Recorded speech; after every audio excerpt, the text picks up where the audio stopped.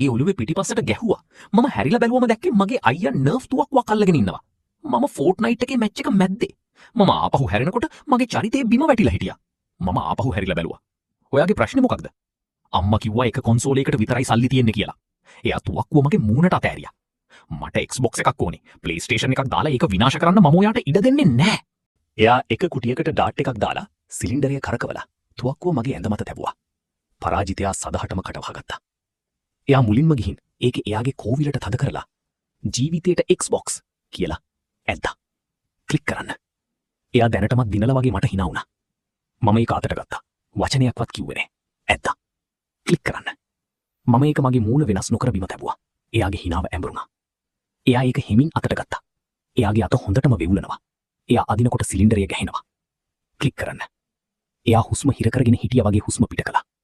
එයා අත පහලට දාන්න කලින් මම ඒක අතට අරන් ඇද්දා. සමහර විට අපි රොක් පේපර් සිසර්ස් භාවිතා කළ යුතුයි. මම හෙල්ලුනේ නෑ.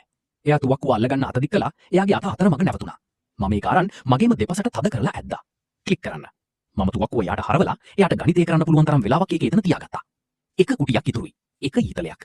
නත්තලට ගහයට PS5 එක තියෙවි කියලා මම බලාපොරොත්තු වෙනවා. මම තුවක්කුව බිම දාලා පාලකයා අල්ලගෙන එළියට යන ගමන් ඒක එයාගේ උකුලට විසි කළා. එයා අම්මට කිව්වා එයා එදා රෑ හිත වෙනස් කළා කියලා.